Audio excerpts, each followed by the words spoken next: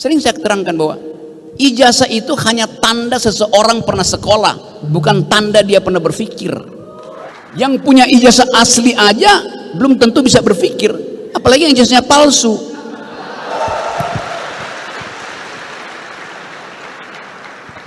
Logika begitu. Bung Rocky.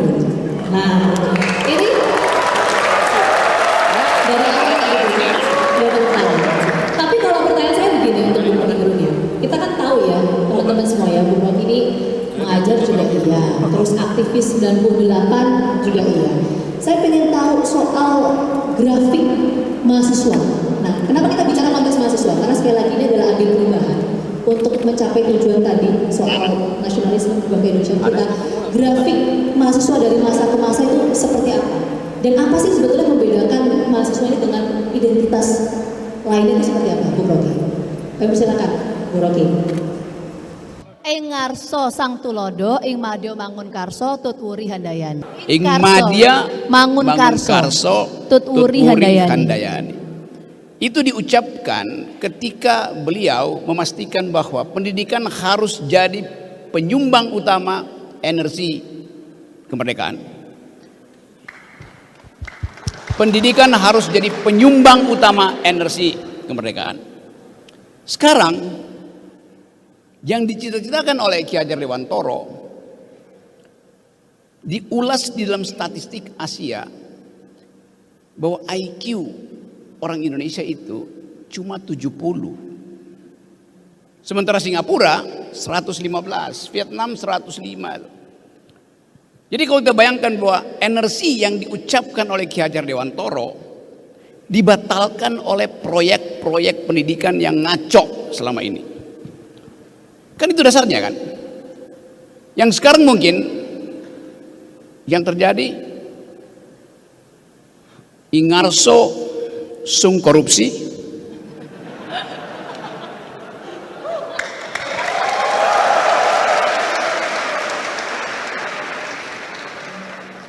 ingarso sung korupsi, ing madya mangun dinasti,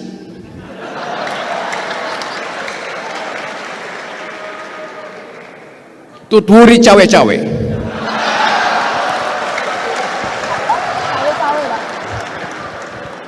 Itu yang kita punya hari ini, yang menyebabkan perintah konstitusi untuk mencerdaskan kehidupan bangsa tidak terjadi. Perintah konstitusi untuk memelihara fakir miskin juga tidak kita peroleh. Hanya dua hal perintah konstitusi buat presiden: satu, cerdaskan kehidupan bangsa; dua, pelihara fakir miskin. Artinya tingkatkan IQ nasional dan jaga daya beli. Itu intinya. Jadi tadi kalau Mbak moderator Vina bertanya tentang grafik aktivitas mahasiswa, dari dulu mahasiswa selalu terlibat di dalam momen-momen kritis ketika dua perintah konstitusi itu diabaikan oleh pemimpin.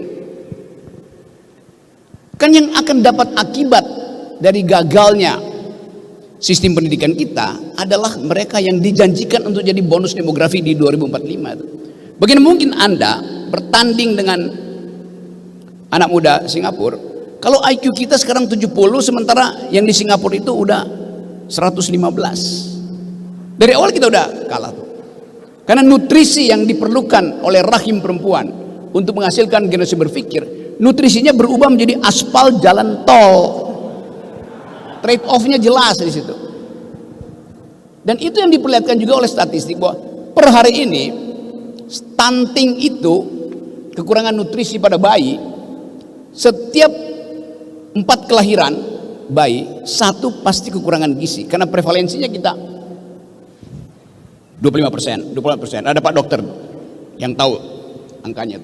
Apa akibat dari bayi yang kekurangan nutrisi di usia belajarnya, di usia formative years-nya? Otaknya tidak akan tumbuh atau menyusut 25%. Bagaimana otak yang menyusut 25% diandalkan sebagai bonus demografi di 2045? Bagaimana caranya? Lebih dari itu, setiap bayi yang lahir hari ini dia sudah dibebani utang negara, utang pemerintah sebanyak 40 sampai 50 juta rupiah. Bagaimana kita membayangkan bonus demografi kalau bayinya IQ-nya kurang dan dia masih harus bayar utang negara? Kalau saya undang satu lembaga survei di sini dan saya minta dia tanya pada calon-calon ibu di sini, mau nggak Anda melahirkan bayi yang pasti otaknya menyusut dan harus bayar utang? Mungkin ibunya bilang iya, saya ambil risiko itu. Tapi coba respondennya adalah si bayi. Bayinya nggak mau pasti. Dia akan bisa artinya ogah, nggak mau lahir. Kalau bayinya rasional, kalau bayinya lulusan UNES,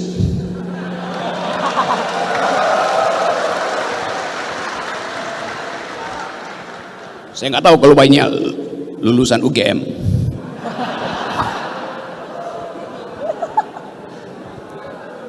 Kan itu yang ada di kepala kita kan. Kan kita ingin bangun generasi ini supaya bisa kompetisi dengan mahasiswa lain di sekitar negara tetangga kita. Kalau misalnya pemerintah mengatakan bahwa kalian mahasiswa Indonesia akan punya pendapatan 3 kali lipat dari hari ini, ya bagus. Kalian akan tumbuh cerdas 2 kali lipat IQ dari hari ini, ya bagus aja. Tetapi itu kalau mengandaikan Singapura nggak bertumbuh, Thailand nggak bertumbuh, Vietnam nggak bertumbuh. Kan kita mesti baca statistik bahwa Singapura juga pasti bertumbuh, Thailand bertumbuh. Jadi buat apa daya beli kita bertumbuh 3 kali lipat kalau Singapura bertumbuh 7 kali lipat, kalau Vietnam bertumbuh 10 kali lipat? Ya sama juga. Secara absolut kita miskin. Kan itu dasarnya kan. Itu sebetulnya penipuan statistik yang dibikin oleh negara. Sekarang masih soal generasi baru tuh. Apa pikiran generasi baru tentang masa depan dunia? Bulan lalu saya muter-muter Eropa, bicara dengan banyak teman-teman muda di Eropa termasuk orang Indonesia. Mereka bilang begini, kami yang dapat beasiswa dari negara bahkan gak ingin pulang ke Indonesia. Karena mereka melihat tidak ada potensi bagi mereka untuk hidup sejahtera di negara sendiri. Kita pertanyakan kebangsaan mereka di mana, patriotisme mereka di mana. Tapi kita juga tahu bahwa mereka melihat secara jujur bahwa negeri ini ada di dalam ambang kebangkrutan. Dengan hutang 17.000 dan pendapatan GDP kita itu mendekati 3,4% dalam batas yang bahaya. Jadi kalau kita bicara tentang menggugah keindonesiaan, kita gugah keindonesiaan dengan fakta-fakta yang ada hari ini. Bukan sekedar menimbulkan semangat optimisme yang palsu. Itu pentingnya kita speak up. Bicara tentang keadaan. Lakukan public outcry, jangan speak up aja. Ada outcry, ada kemarahan yang diucapkan. Tapi tentu itu membutuhkan kecerdasan. Kita marah secara metodologis supaya nggak dianggap kita sekedar membenci pemerintah. Kita marah karena kalkulasi-kalkulasi rasional dalam pembuatan kebijakan publik tidak masuk akal. Kemarin ada problem dengan ibu kota sehingga Presiden Jokowi akhirnya jadi agen properti itu. Mau menjual IKN itu pada pengusaha-pengusaha properti di Singapura. Dan saya ngomong dengan beberapa teman di Singapura, mereka bingung. Apa yang dia mau beli? Barangnya nggak ada. Potensi, susah. Yang kita sebut sebagai IKN, sebagai surga, ada air terjun, ada burung terbang kiri kanan, bersih, itu hanya ada di laptop Pak Jokowi. Lalu itu kita mau jujur katakan itu. Jadi kita balik lagi pada tema. Ini tema yang bagus. Saatnya mahasiswa stand up for your right and speak up demi hak-hak masa depan kita.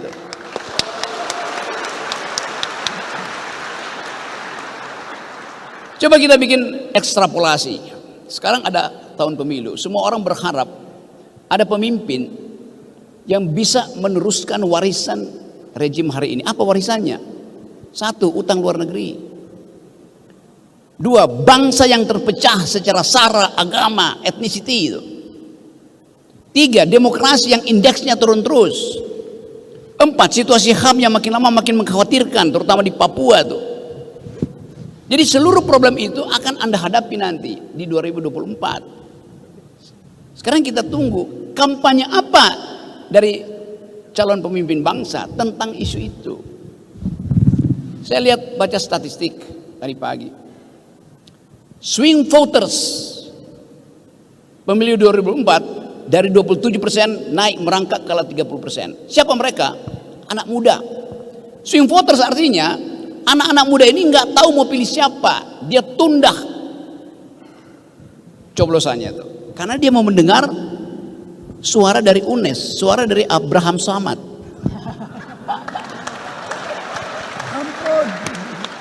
Ya, serius. Anak-anak muda yang disurvei itu, yang 27% tidak memberi poin pada apa yang ada sekarang. Mereka menunggu isu.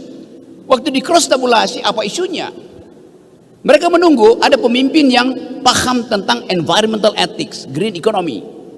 Ada pemimpin yang paham tentang global security. Dua isu itu, isu strategis di dunia, bukan cuma di Indonesia. Jadi kalian sebetulnya, kalau saya duga, kalian pasti swing voters yang menunggu pengarahan dari Rocky Gerung.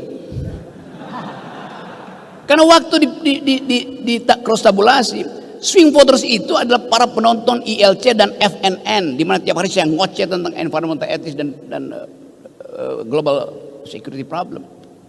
Ada tokoh-tokoh agama di situ. Jadi Anda sebetulnya sedang menyumbang pada harapan baru, harus ada pikiran alternatif tentang bangsa ini. Itu yang tidak, kita nggak tahu apa yang dipercakapkan di balik layar koalisi-koalisi itu. Yang seringkali nggak masuk akal. Coba saya kasih contoh bagaimana nggak masuk akal. PDIP misalnya, ide kebangsaan dia adalah keadilan sosial. Keadilan sosial versi apa? Marxisme, kapitalisme. Pasti versi sosialistis, karena Bung Karno anti imperialisme, Ki Hajar Dewantoro anti imperialisme. Maka PDIP ideologi politiknya adalah sosialistik. Lalu Sandiaga Uno diundang untuk jadi cawapres oleh P3. Apakah Sandiaga Uno Muslim? Muslim.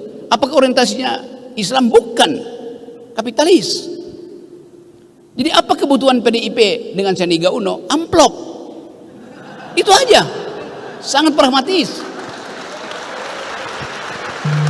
Ya. Erick Thohir juga begitu. Apakah Erick Thohir mewakili NU? Tidak. Dia mewakili konglomerasi, mewakili oligarki. Jadi kejujuran itu yang mesti kita pertanyakan hari ini. Nah, saya terangkan itu bukan untuk memprovokasi, karena UNES mengundang saya mengambil risiko juga kan.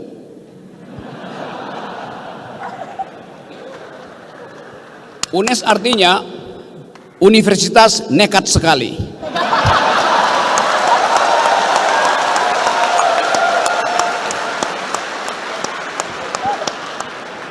Tapi perubahan hanya bisa dimulai oleh kenekatan, bukan oleh kaum pragmatis, bukan oleh kaum oportunis. Jadi saya tahu bahwa energi di ruangan ini ada energi untuk menghendaki perubahan. Nah, tadi balik pada pertanyaan Vina tadi, di mana posisi mahasiswa sepanjang periode reformasi ini? Waktu kita mulai reformasi tahun 98, saya bawa mahasiswa saya demo di Semanggi dan di Uber oleh Brimob. Mahasiswa saya masuk ke ruang parkir Atmajaya, masih di Uber kita lompat pagar, nyampenya di got di belakang Atmajaya. Saya bawa mahasiswa saya, mahasiswa filsafat UI, teman saya Khatib Basri yang kemudian jadi Menteri Keuangan, bawa mahasiswa dia dari Fakultas Ekonomi. Jadi kita dulu membawa mahasiswa kita untuk demo karena menghendaki perubahan. Saya ambil risiko. Banyak dosen yang turun ke jalan membawa mahasiswa sendiri. Rektor bahkan ngompori mahasiswa untuk turun ke jalan. Pada waktu itu zaman Orde Baru. Sekarang zaman reformasi, idenya adalah kampus merdeka, merdeka belajar. Kampus merdeka tapi rektornya dirantai.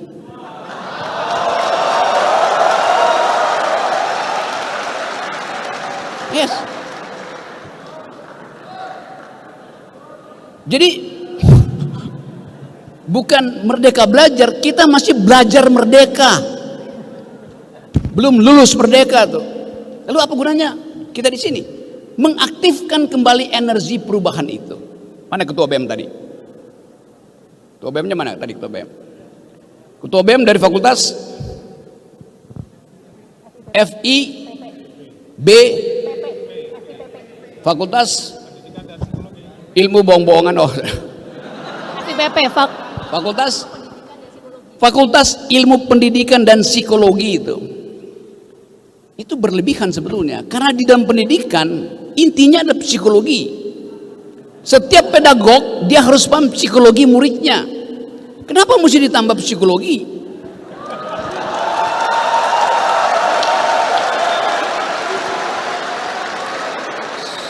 Saya tahu akal-akalannya. Karena kalau hanya disebut fakultas pendidikan, seolah-olah cuma mau jadi guru. Gak ada orang sekarang yang mau jadi guru, karena gajinya kurang. Sekaligus maka diakalinlah fakultas pendidikan dan psikologi supaya bisa buka klinik konsultasi jadi psikolog misalnya. Tambahan sama dengan fakultas ekonomi, ditambah lagi sekarang fakultas ekonomi dan bisnis, supaya aspek bisnisnya itu lebih kuat daripada ilmu ekonomi. Kan itu intinya kan. Jadi ini permainan-permainan ya ditambah-tambahkan lah supaya kelihatan keren tuh.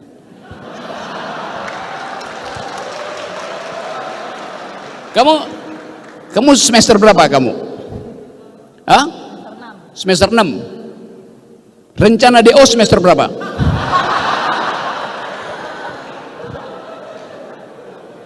Kenapa nggak ada rencana DO? Kenapa mesti lulus? Karena ijazah itu penanda dia bisa cari kerjaan. Padahal ijazah Anda bertumbuk, perusahaan Anda akan bilang, saya cari di Google ya, Anda pernah berpikir apa selama ada di UNES? Pernah melakukan inovasi apa yang bisa dipamerkan di ruang inovasi itu? Kalau nggak ada, bertumpuk pun ijazahmu, korporasi bilang enggak, saya nggak perlu saudara itu. Karena nggak ada fasilitas untuk membiayai saudara dalam keadaan saudara baru punya ijazah tuh. Nggak ada. Jadi tabunglah prestasi sejak dari semester 1. Kalau prestasi sudah numpuk, bilang aja pada dosen, semester 4 saya mau DO Pak. Karena saya udah tahu semua peralatan untuk hidup, untuk bertahan hidup.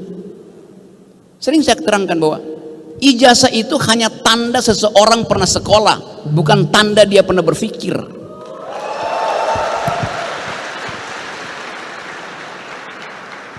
Yang punya ijazah asli aja belum tentu bisa berpikir, apalagi yang ijazahnya palsu. Logika begitu. Tapi saya tahu bahwa profesor-profesor di universitas ini mengabdikan sepenuhnya kehidupannya untuk meningkatkan IQ nasional. Saya tahu itu. Kalau Universitas Indonesia, ya dosennya itu banyak konsultan di luar tuh. Tapi ada tradisi di UNES, Universitas Negeri yang tadinya namanya IKIP, betul ya? Institut Keguruan dan Ilmu Pendidikan. Basis-basis pedagoginya tetap ada di situ. Kesederhanaan, kesetaraan. Jadi sudah betul kita mulai satu gerakan speak up. Bahkan kita bikin bahwa ini tempat pertama di mana kita bangunkan bangsa ini. Ada wake up call. Bahwa potensi kita untuk tumbuh sebagai bangsa yang berpikir sangat besar. Kenapa?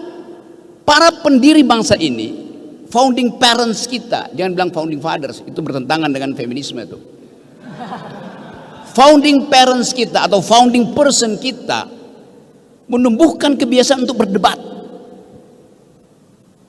Waktu konstitusi kita dibuat, itu hasil dari percakapan intelektual yang sempurna. Islam bertengkar dengan ide nasionalisme, nasionalisme bertengkar dengan ide komunisme, komunisme bertengkar dengan ide liberalisme itu. Jadi ada percakapan intelektual yang menjadi asas berdirinya bangsa ini. Dengan kata lain, ada suasana pluralisme dalam pikiran. Karena itu sekarang yang kita dengar NKRI harga mati, mematikan perdebatan. Pancasila harga mati, mematikan interpretasi itu. Begitu sering saya diundang, Pak Rocky, kita mau undang untuk seminar tentang Pancasila. Oke, temanya apa? Pancasila sudah final. Ngapain diskusikan sesuatu yang sudah final? Kan kekacauan itu terjadi.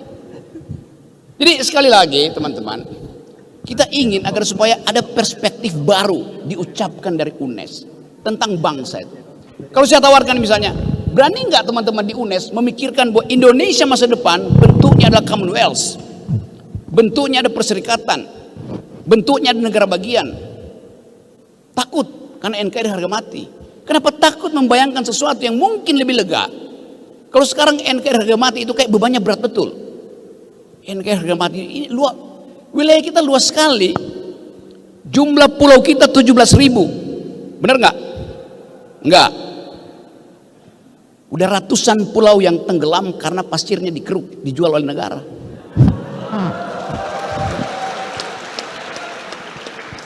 Yang membahayakan ekologi, pasir yang digali dari pantai Semarang itu merusak ekologi Semarang. Pasirnya dibawa ke Tangerang untuk reklamasi, merusak ekologi Tangerang.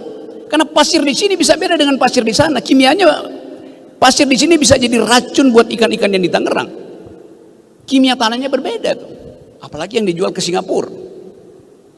Jadi dunia ini sedang diasuh oleh dua grammar. Satu adalah environmental ethics. Di dalamnya ada ide tentang new kind of justice, yaitu gender equality, feminism point of view. Nah, kita di sini nggak mendengar isu itu dibicarakan oleh para capres. Kenapa? Karena para capres dikepung oleh isu 20% threshold. Itu yang merumitkan kita.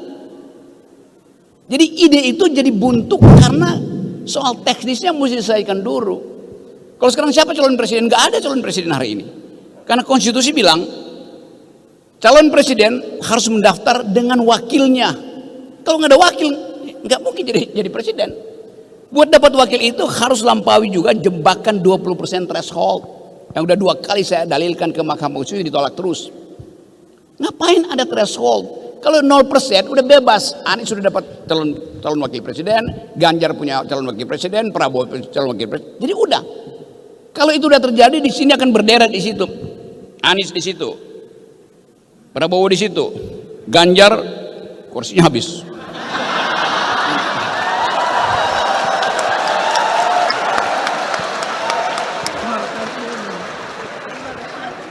Jadi ini forum akademis, kita mungkin bisa berikan kritik dalam bentuk satir, kemampuan kita mengabstraksikan persoalan.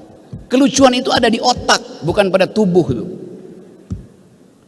Nah teman-teman, sebelum beralih menjadi delik, saya mau mengucapkan satu hal bahwa ini bangsa yang sedang berpikir, nation in thinking, nation in waiting. Jadi sekali lagi saya senang diundang oleh UNES, Universitas Nekat Sekali, dan ASA, Akal Sehat Abraham. Tapi oke, itu pengantaranya, nanti kita bicara panjang lebar. Tapi izinkan saya nanti kira-kira 3:30 saya mesti ke bandara. Karena masih mengurus hal-hal lain yang juga sama, itu isu kebangsaan. Saya kira itu pengantar, nanti silakan diskusi ya. Assalamualaikum warahmatullahi wabarakatuh.